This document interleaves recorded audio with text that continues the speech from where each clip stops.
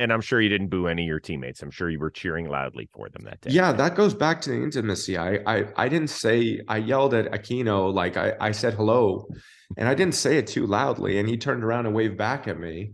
And he was like, Harry Larkin? Is that you? Hey, everybody, and welcome to the latest edition of the Chris Rose Rotation, a production of John Boy Media. And boy, we are honored to bring back he's a returning guest. He joined us a few seasons ago, and now during the offseason as well. He is the one and only former league MVP of your Cincinnati Reds. Hello, Joey Votto. How are you? Hey, good. How are you, sir? I am doing great. Is that a Cincinnati Royals sweatshirt? It is, yeah. Represent. Yes. That is way old school, by the way. Yeah, I think Oscar Robertson played for this team, if I'm not mistaken. You are correct, sir. Ding, ding, ding. You get it. And for that, you get to already answer a question about chess. How did it go last night? I'm not stalking your Instagram, but I'm stalking your Instagram. Well, if you're stalking, then you know I won. I know. Yeah. It was good. I've been having a good time. It's nice to, we have these in-season routines that are, of course it's work, but there's a real social aspect to it. And it's nice to, I'm going to adjust my screen here. It's nice to have a group of people that you get to spend time with. There we go. That you get to spend time with and build relationships with and get to know their families. And once the season's done, I don't have that. I'm working on that. And so this chess feels like I go to the same place every week. I'm getting to know people. We're all cool, and it's like a group of really cool people that hang out every Monday. So is this a childhood passion or is this a new endeavor? Once March 2020, kicked in, where a lot of people spent time at home, I decided to start playing a little bit of chess, and it's become a bit of an obsession. So I've had a really good time trying to improve, but also trying to just have fun with it. So it's very social, which I really like about it. So can you trash talk in chess? Like if you won last night, how many people were in the tournament? The room's about 100 people full, and yeah, and maybe even more than that. There's probably about 100 people, let's call, and every week there's a new matchup, and there's an under 1400 rating, an under 1800 rating, and then no limit. And I'm under 1400 because I don't have a rating, so they plot me in the under 1400, and that's, I believe, a FIDE rating, which is, I don't know what FIDE stands for, but yeah, I'm playing in that, and I've been doing it weekly. It's been fun. So when you win, do you get up? Do you beat your chest? Do you celebrate? Do you high five? Like if you were to have hit a walk off or something like that? How do we celebrate in chess? You shake hands, and oftentimes you go over the game together, because chess is one of those things where you don't, of course you can get upset, but you'd be better served if you learned. Mm-hmm. And so shake hands and then do what you will. And I had to go home because I had to train the next day. So I hustled out of there and took the train home. And yeah, it was a fun night. Yeah. Did you see my oh heck yeah, I dancing? Did. Oh, that was on a Toronto public transportation platform. I had a fella in front of me that looked over and was like, "Dude, what are you doing? How old are you?" And then people behind, and they know what it is nowadays. There's a lot of people dancing at random, for social media, and then yeah, I ended up editing it on my trip home, and then posting it. And because I didn't. Anyways, I ended up posting and got a lot of good reactions. So of course you did, but that's been a big thing for you in recent years, and this is something that Trevor Plouffe, my cohort here at John Boy Media, he said, "I want to ask Joey this." He goes, "Does he work on his dances? Is that just natural ability? What do you do? Because it's become part of your thing, dude. Well, no, there's no like natural dancers, I don't think. Almost everything takes some reps, but it's whether or not you can like pick it up efficiently so you don't have to like I don't know. I'm not a good dancer by any means, but Not the true. couple dances I did last night were fun to fool around with. So, yeah. Yes, I look at this. This is very emotional. It's like you expect one thing and then here I am dancing. Yes. How about that outfit too, huh? It's good. The It's pants are good. really tight. And Yeah. I those glasses are blue light blocking glasses. I don't wear glasses. But that dance right there, that's a win. Is Dab. yeah. And then the little running thing. So yeah, it was good. Was that a one take? Yeah, of course. Good. Some editing. Yeah. Man, oh man. There's poor people behind me, like, yo, what are you doing with those socks? You're wearing the old Jim Tome's pull them up. How's Jim doing, huh? Hey, buddy. Hey, pal. What a You're nice man. What a doing great player. great. What a great player. Unheralded great player. 600 home runs and Doesn't get like a one lot of of the credit. nicest human beings ever. Wow, what a combination. Yeah. Nice man. Holy smokes. Did you do any traveling this offseason? Because I've seen you rehabbing, and we're going to get to that and how you're feeling and stuff. But I know you have a lot of interest. Did you get a chance to travel? I did. I went to Brazil and Argentina, and went to Brazil for a tattoo, and then I went to Argentina because Buenos Aires is close to Sao Paulo, close to Rio. So I was in the area and took that in. I was supposed to go to the World Cup. I actually had like 10 matches, 9, 10 matches of tickets in a hotel, and I was supposed to go to Dubai and Abu Dhabi and Doha. And I was making so much progress with my rehab. And, I feel like I'm at a place where I've always kind of been this way, where I just don't want to mess up a good thing. Mm-hmm. And I didn't want to interrupt my rehab momentum. And so I decided to not go on the trip. And that was a bit of a bummer because I was really excited about it. But after how poorly I played this year in combination with the rehab and the injury, I thought it didn't make sense to take a trip right in the heart of my off season. Jet lag when I get there, jet lag when I get back. It ends up being, if I go for 2-3 weeks, a full month-long process. So, I'm really glad I didn't, because I've started swinging a bat, and I again have felt like I made good progress. And most important thing at this point in my life, this point in my career, is to be prepared for the major league season, to be prepared for, like your hat says, a Cincinnati Red. So, well, don't worry about it. You only missed the greatest sporting event we've ever seen in the World Cup. So don't worry. You're good. I didn't have tickets for the finals. It was more like the initial round. So I had some good matchups I was going to go see. I think I had tickets for the match where Saudi Arabia beat Argentina. Oh, wow. There were some really nice matches I would have been a part of. But, again, the most important thing in my life is to perform well and to do well in a Reds uniform. So I got to watch it like a lot of people did on television, and it worked out. It worked out great. Yeah. So I'm going to tell you that, I work at NFL Network. And so I go in every Sunday, and the final was right before the early kickoffs on that Sunday. And they kept playing them in all the stadiums, and you could see all the football players who are getting geared up, ready to play. Yeah. And they're all watching the screens, or they're all in the, locker room watching it.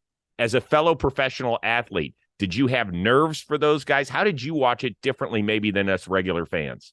Yeah, during the regular season. So you can tell where you are in the season based on what events are happening. We play every day, and there's always televisions on in the clubhouse. Typically, MLB Network is on, and then whatever. Haven't heard of it, Joe. Well, forgive and forget sort of thing. Let's move on. But typically, MLB Network's on, ESPN's on, depending on what's going on, or games. Especially games. If there's games on, we watch games. But March, it's the combine, NFL combine. Then it goes March Madness. And that's how you're about to transition into the regular season. And then it goes Augusta, with the Masters. and then Kentucky Derby. And then, I always remember, I always can feel like the season's winding down when the Little League World Series is on. Mm-hmm. And then NFL starts. It's about over. Usually, you're in a good mood because either the team's about to go into the playoffs, the Reds or whatever team a player's on, or you're bummed out because you're like, oh, NFL, time's on. The games are only so meaningful that we're a part of, and so I can relate to athletes being in their respective clubhouse or locker room, taking in games, and you do feel it. You do feel it, especially if there's great meaning to the event, to the sport. And I imagine a lot of the NFL players that were taking in those games probably got a lot of motivation from watching the greatness of Messi, of course, Mm-hmm. but the peak moment of winning a championship and seeing the fans' reaction, seeing their community's reaction. So, if I'm an NFL player and I'm, for example, a Bill in Buffalo and we're about to play a game, you're thinking about how can I make Buffalo do this? Or if I'm a Bengal in Cincinnati, I'm thinking, how can I, write last year's Super Bowl? How can I create that moment in my city? So yeah, I love watching sporting events in our clubhouse and getting inspiration from that for sure. You mentioned, by the way, that you went to Brazil to get a tattoo. I imagine that wasn't exactly just the reason. You probably stayed a little bit longer. What'd you get? Why Brazil? Like, why was that so important? There's a lot of places you could get a tattoo up in Toronto area or wherever else you may travel. Was there a reason? Right. No, I did go to Brazil for the tattoo. If not, I would have gone to, like, I've always wanted to go to Tokyo and 100 other places, right? But I decided made a connection with an artist down there. I Wow. felt like so tattoos are very much there's talent levels and then there's styles. So his style and talent level match my goals. And it was my first one. It was an image of my father and I playing catch, but it was like an abstract version, maybe not abstract, but very like watercolor. It's watercolor style, but very vague, almost dreamish. And he was the perfect person that I thought would be able to do this.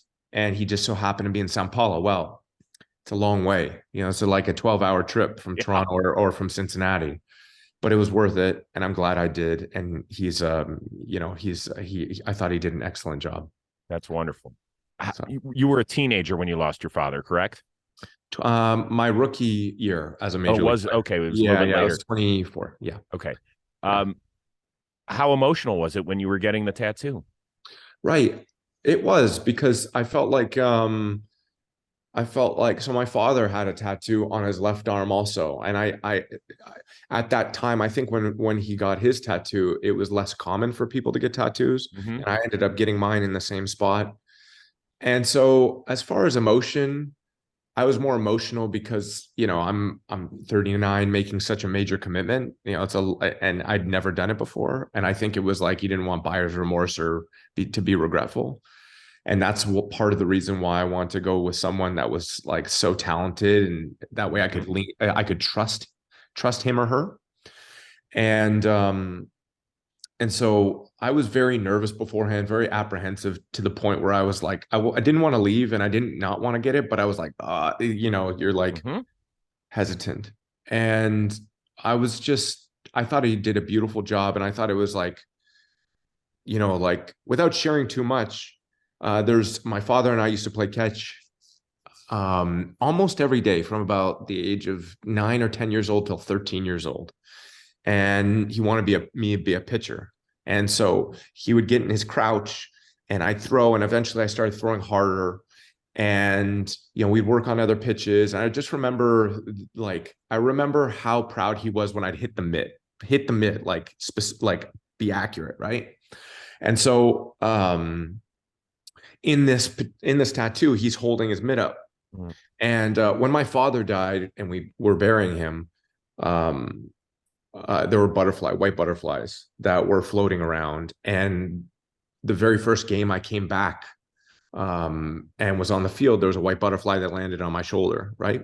And so butterflies have meaning, and we included that in the image. So I just felt like he did a beautiful job because it has meaning to me. And I wanted to make sure my first tattoo, which I enjoy getting them, um, had meaning and was one that I could like view as part of me for the rest of my life. And I feel that way. So It's a beautiful story. Thank you for yeah. sharing. Oh yeah. No, you're very welcome. It's I'm happy to share it. Yeah. My oldest son, who's 22, you met him many years ago, and now he's all grown up ish. So he's got 7 tattoos. Oh, I don't cool. have any. I don't have any except for the one that the back surgeon put on my back for 2 microdiscectomies. So that's the only one I've got. You have a tattoo of? No, it's just a surgery line, just an incision. Oh, okay. Are That's you the going to get best tattoos? I know. My wife is like, well, you could go get a nice little tramp stamp on that thing if you want, Chris. I was Oh, like, yeah. well, what about another tattoo? Would you consider getting something else? Just my kids and my wife, I mean, Cool. that was the thing. You want to hear this? Our oldest son, he always wanted to get one in high school. We were like, listen, you can't get one until you graduate high school. Okay. And you have to talk to your aunt, my wife's sister, who got one at age 20 and now regrets it. I just want him to listen to somebody I'm not trying to sway him. I just want him to understand the permanent part of the equation, like you talked about. And I said, we're not going to pay for it. So 2 nights after he graduates, all his boys are over. And I said, okay, so what are you guys going to do? He goes, and nobody says anything. I was like, what's going on, guys? Somebody says, yeah, Josh is getting a tattoo. And I was like, did you talk to your aunt? He said, no. I was like, God damn it, Josh. I asked you to do one thing. Talk to your aunt. And so finally, I was like, well, what do you get? And he said, I don't want to tell you. And then finally he did. He said, I'm going to get a rose. And he goes, I know I haven't been the easiest kid. I'm going to get your and mom initials. Oh, come on. That's great. And so I started crying. I was like, here's the money. Oh, Here, just take it. That's very sweet. Yeah, it was sweet. So I appreciated it. Hey, we'll get back to the chat in just a second. But, big news around here has been my beard the last several months. And people say, well, you got to take better care of it and this and that and the other thing. Well, thanks to Manscaped, I can do that. They have got men's grooming with a brand new Beard Hedger Pro Kit, which I'm going to start using because now we can finally use Manscaped products to make our drapes match the carpet by going to manscaped.com and using the code ROSE for 20% off and free shipping. Here's how it works. They got a cordless trimmer, has a rotary wheel that gives you 20 hair cutting lengths, all with one guard. So, usually you'll get those things and it's got like 7 or 8 different guards. 20 hair cutting lengths, all with one guard. Plus, it's waterproof. That means you can do your business in the shower instead of cutting your hair in the sink, which I hate to do. On top of that, the titanium-coated T-blade, it's tough on hair, but smooth on your face, leading to a single-stroke efficiency. It doesn't end there, though, right? You got to take care of your beard once you're done trimming it. The beard shampoo and conditioner specifically designed to moisturize, reduce ingrown hairs, replace natural oils, promote beard health. You got that. You got Manscaped's beard oil. It relieves dryness both on the beard and the skin beneath. And cap off that kit with the beard balm that shapes, styles, moisturizes, tames for the true sculpted look. The Pro Beard Kit also comes with 3 free gifts: a beard brush, a comb, a scissors to ensure that your beard is ready to impress. So right now, I want you to get 20% off and free shipping with the code ROSE at manscaped.com. Once again, that's 20% off with free shipping at manscaped.com. Use the code word ROSE. Manscaped, Beard Hedge, 1 stroke, 1 guard, 20 lengths. It's all there for you to enjoy. I'm going to start using mine today. We talked a little bit that you've been obviously doing your rehab. You had rotator cuff, correct? And a biceps? Is that accurate? Yeah. So I was like struggling with sleeping, and I had a really hard time holding the bat from about July 1 on, late June, July 1, and I couldn't practice. Like, I'm a practicer. Yes, you behind are. the scenes. Whenever I have a problem in game, I go behind the scenes and just get the reps in. And I couldn't get the reps in behind because it hurt so much when I would swing. So it bothered my hand, my elbow, and then definitely my shoulder and my bicep. And not only could I like I mentioned earlier, I couldn't practice, but I also couldn't sleep. Like, I was having a hard time sleeping. So like, we play we play often, and little things come up, little nagging things come up, and you think that you just ride it out. And it was one of those things that, like, I started off so poorly in April that I was like, all right, April was a poor start. Then I missed 2 weeks because of COVID. And then I was like, come on, let's fight back. Let's fight back. And let's write the whole season. And then that way, at the end of the season, you can really enjoy your time off. And as I was making progress towards getting to where I thought was a good place performance wise, then my arm started falling apart. And I wasn't able to be what I thought was the best version of myself. So we had an MRI, and then I decided to get surgery. And while they were inside repairing the rotator cuff, they realized my bicep was like you see a cut rope that's kind of shredded. It needed to be attached to something they call it a tendinosis, or no, not tendon, tenonesis.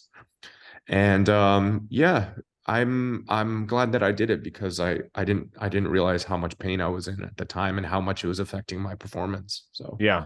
Well, I'm I mean, hopeful. It's funny, you experience those, and they tell you all the time, and I'm being real right now when I say this, they tell you all the time, players get worse as they get older. And of course, there's an end to everyone. I played so well in 21, and I was like, I'll just roll that good performance into the next year. And I was just so confused with my start. My start was a byproduct of using a new bat. I'm very confident that and a technical decision. I tried to pull the ball more, just anti everything I've ever done in my life, in my baseball career, in my hitting career. And so, like, bad starts I've solved every single time in the course of my career. And but the arm thing, I couldn't, like I said, I couldn't overcome. But I was like, I'm gonna play well, this will get solved, sort of thing. And so the entire thing was confusing. But you just hope that, not hope, but everyone keeps telling you it's over. You're too old, you're gonna retire soon, you're not as good as you used to be, sort of thing. And I just don't feel that way. Like, I think I can tell. I think I've been able to, like, have enough feel that. And so I'm really looking forward to the challenge this year of playing well and doing that on a consistent basis, ideally healthy. So yeah. Yeah, I'm also kind of tired of, I guess it's my own fault, kind of tired of talking about myself. So I look forward to being on a team that's, like, really good, that I can just talk about the team also. So yeah. Yeah. but since we're here, I do want to ask you about yourself. I don't think anybody would have blamed you if you had said, hey, listen, this isn't like a little scope. This is a pretty big deal and a pretty major rehab at age 39. If you had walked away a year early plus from your contract and said, hey, listen, it's been a great run and I have loved it, but man, this just seems like a big mountain to climb. You didn't think that way one bit? I'm smiling because you're asking me to walk away from a good bit of money. And hey, by the way, and that's real too.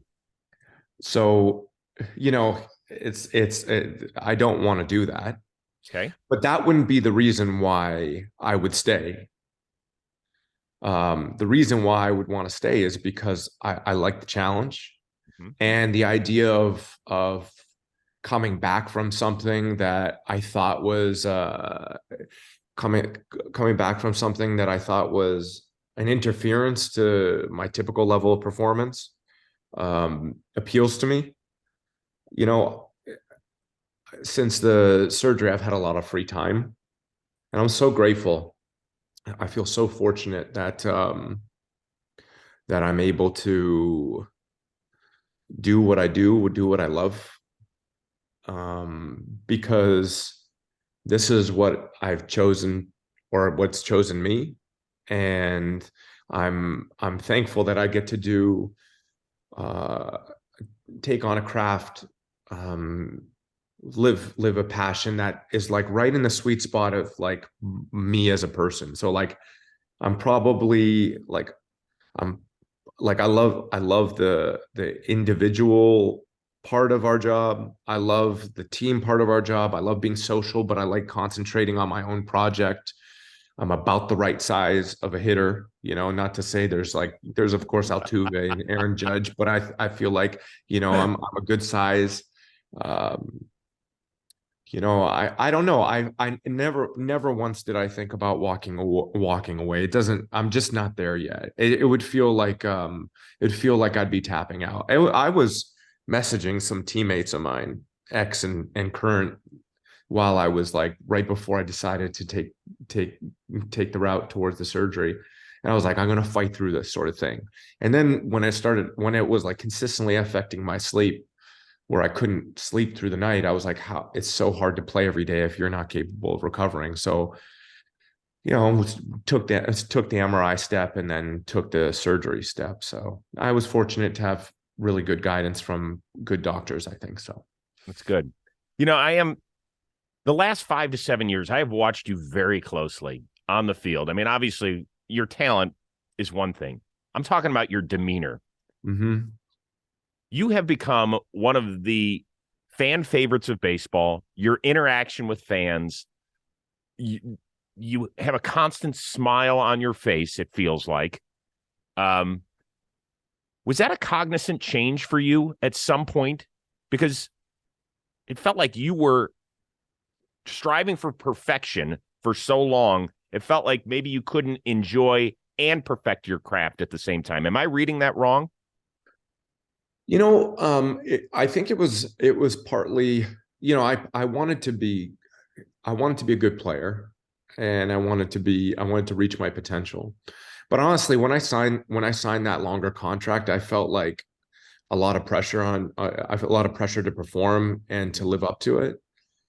You know, there's something about going about town and being like I don't know. It's hard to explain. I just didn't want to be, you know, I didn't want to deal with the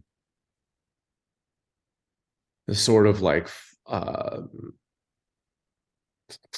don't know how to explain it. I didn't want to I didn't want to get hammered on publicly and be told that I was like a problem with the team financially. I don't know. I don't know how to explain it. I just didn't want to be a burden, and I wanted to perform well, and I wanted to, my employer, my boss took a major leap signing me. And we're in basically the smallest market in our sport, and so a contract like the one they committed to me is really stands out. And I wanted to do right. It's not that much more than that. I just didn't want, and so I felt like I needed to be serious for a long time. And when I started to have more faith in my ability, it takes time to I think realize the recipe of your own success. And it took me a bit of time. And even last year, I realized I failed my own recipe. I was a bit too distracted with social media. I was injured. I'd take enough time to get ready for the season, as far as like, the CBA thing, abbreviated spring training, kind of. I used, just little things that culminated to my poor performance. Um, uh, you know, so yeah, I don't know. I just feel like I'm a little bit more comfortable in my own skin on the field. And Yeah. so yeah, it takes And time sometimes. So yeah. I respect the hell out of that. But like, I think that was one of my favorite things about watching Pujols last year. I was like, I didn't know that guy had teeth until 2022. He was smiling all the time, but I mean, the guy's nicknamed the Machine. And that's what, I think there's a, Got to play well. We're in the like they say in the NBA, you're in the make or miss. It's a make or miss game. We're right. in the performance industry. You're only as good as how well you perform. You can smile all you want, you can laugh and joke, but ultimately we have to entertain through execution, through performing well. And so, I accept that as part of the equation. And Albert played amazing last year, Sure and he did. got the send off he deserved. But I don't know. It's just you have to play well. Yeah, but you found that balance a few years ago is what I'm saying. I mean, I'm applauding you for I don't think enough guys enjoy the ride. I'm talking about elite players. Like same thing with Jeter. I wondered if he enjoyed it enough. It's hard being good, man. It's hard being good. And I don't want to say it's hard being good. It's hard at this level because there's, everyone's pulling from the same rope. Everyone has a grip on the same rope. Mm-hmm. And if you let off a little bit, someone will take it from you happily. I mean, Jeter was fending off shortstops for 20 years, fending off playing third base, fending off the DH position, fending off someone trying to take his job. And if you don't have seriousness about it, if you don't have, some resiliency, you're gonna get, I think, taken over. So Hey, what's going on, guys? The NFL playoffs are alive and well, and 2 conference championship games are left, and only a few shots to win big on the playoffs with Draftkings Sportsbook, the official sports betting partner of the NFL. And counting down the days to Super Bowl 57, new customers can bet just $5 and get $200 in free bets instantly. Not a new customer? You can feel the conference championship thrills with stepped up same game parlays. Stepped up SGPs, baby! Take your shot at an even bigger NFL payout and boost your winnings with each leg you add up to 100%. Download DraftKings Sportsbook app now and use promo code ROSE. New customers can bet just $5 on the championship games and get $200 in free bets instantly. Only at DraftKings Sportsbook, the official sports betting partner of the NFL. Minimum age and eligibility restrictions apply. See show notes for details. Now back to the show. Couple more, and then I'll let you go. And I really appreciate your time as always. Once you got injured, you did get to wear the Barry Larkin jersey and go be a fan. Yeah. What was the one thing you realized about baseball that maybe you didn't know before you took in that Reds game that night? The game's more intimate than you realize. You can hear more, not necessarily anywhere, but you can hear what's going on the field. It seems like we're so far away. You feel like you're immune to the ears, or but fans are see just about everything, especially the ones that pay close attention and get to know you. The game's faster than I realized while being on the field. So it's faster, it's more intimate, and there's a percentage of fans that pay attention and some that don't. So when you're playing, you think that like everyone's got their eyes, but like oftentimes people are on their phone or chatting with their friend or like creating sort of stories about each player or the relationships between players. So I think that I'm a fan. It's funny, I never watch baseball. Never watch baseball. And I would much prefer going to a game than watching it on television, just because of the casual nature. You can make it as casual or as serious as you want. And I think of all the sports, if I didn't play baseball, it would be the one I would be most interested in going to, because it can be anything you want, and you get to sit outside. Much of the summer can be beautiful in a lot of these cities. The stadiums are really friendly. Most of the stadiums are really friendly. And there's a lot of conversation about the direction of baseball. And of course, there's some changes to be made, but I do think I do think there's a real beauty to the game, for sure. And it's a very natural thing. It's a rock being thrown at a caveman with a club. It's like catching something, hitting something, throwing something feels very, feels very human.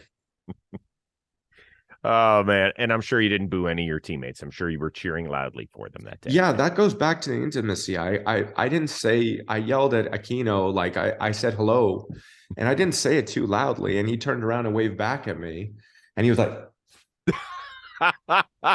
"Harry Larkin, is that you?" I was like, "Yep, it's me." Yeah. Hey, why'd you ditch the beard? I was digging that thing. Yeah, I knew at some point I would probably have to shave, so I just got ready for it. Yeah. God, Yeah, look at that look, man. I keep being told I look like dude from Ex Machina. What's his name? What's that fella that's in that he's I think he also did he was a main character from a Star Wars movie also. Oh, okay. Yeah, I'm terrible with names. There's a dance. Oscar Isaac. Oscar Isaac, that's right. Yeah. Good job, Rob Scirocco. Way to pull that out of nowhere. Nice work. Before we let you go, we started with chess. We'll finish with chess. You got to meet Gary Kasparov? Yeah, I did in St. Louis. And what a lot of people don't know is St. Louis is a bit of a chess hub. Oh, yeah. There's like there's the St. Louis Chess Club there, and they have lots of major tournaments there. And apparently, it's supposed to be beautiful. If I'm not mistaken, the owner of the Cardinals is connected to it in some way. He may be a major donator, is what I think I've heard. But St. Louis is. I asked somebody one time and they said, yeah, St. Louis is more or less the chess capital of the world. And it's common for a lot of the best chess players to roll through St. Louis. So I've never visited the club, but once I found out there was some COVID restrictions, but at some point in the not too distant future, I'll stop by there. But I spend most of my time on the chess.com app, which is, I think, the most famous one, the most well-known one. And I'm trying to work my ELO, my rating up as high as I can so I can get in and play some real matches. So, yeah, but when you meet Kasparov, you're like, yeah, want to meet online? He's probably the greatest chess player of all time. A lot of people say Magnus or Bobby Fischer, but Gary was the number one chess player for a really long time, and he bridged multiple generations, which I think speaks to how great he is. And he was I'll tell you one story before we go. So I'm playing on my phone, sitting in my chair before a Cardinals game, before we play the Cardinals, and somebody taps me on the shoulder and say, "Hey, Gary Kasparov, Gary's outside." And before he finishes Kasparov or whatever, I run outside as fast as I can. Now, I'm not a crazy chess fan, but I recognize the best of the best. Right. And so I get outside and I shake hands with him, meet him, chat a little bit. And we don't have a lot in common, right? There's only so many things we have in common. But I said, I've got a chess game going right now. And he goes, "Oh, all right, let me see." And so in chess, I'm not sure how familiar you are with the game, with the sport. The queen is the most powerful piece. Yes. And I'm in a position that was, let's call it even. In chess, you can really tell what's even and what's ahead, what's behind. And my queen was out in the middle of play. So it's called the middle game. There's like the opening, middle game, and then end game. And I'm in the middle game. Sacrificing your queen is the worst thing you can possibly do. So I take the thing out we're looking at together, and he goes, "Okay, do this." And he sacrificed my queen. And I wanted to grab it from him and be like, "Dude, my rating." But he ends up sacking my queen and ends up putting together this ballet of moves that resulted in tying my opponent's hands together. And my only regret, I think often about this, and I ended up getting a resignation from my opponent, excuse me.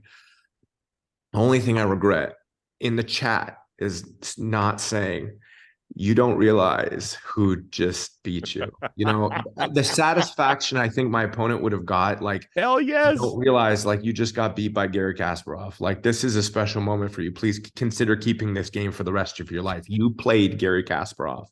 But I actually have that. What I should do at some point is post that on my Instagram. The moves that result. I'll look it up and look at the date. Maybe I'll post that on my Instagram, the moves that resulted in the win. I thought it was such a charming game to take on, because he's on that Mike Trout, Lionel Messi, LeBron James level, Yes. The greats of the greats. And so could you imagine, though, if you get like a message from your opponent, by the way, Gary Kasparov just beat you, and he's probably sitting there going, what an asshole. This guy thinks he's as good as Gary Kasparov. Really? Like, I say, even when Gary's not around, I say that to my opponent. So yes, it's like, I could imagine that, but with me, it probably isn't true. It's just me talking mess. So yeah. Oh, that is good. It is great catching up with you. I do appreciate your off-season time. I know that you're working hard to get healthy for the spring and then the long run in the summer. And I wish you luck. I appreciate it. We'll catch up again, hopefully down the line. Yeah, let's do that at some point. I'll brush up on my Queen's Gambit, and we'll be on our way. You had to have watched the whole thing, didn't you? Yeah, I watched it. I thought the main character was so interesting. So I thought she did an excellent job. Very good. Yeah. I want to thank Rob Butcher of the Cincinnati Reds for hooking us up as always. Joey Votto, best to you and your entire family. We'll see you on the baseball field there in the near future. A shout out to the one and only best producer in the biz, Robbie Scirocco. I am Chris Rose. We will see you next time here on the Chris Rose Rotation, a production of John Boy Media.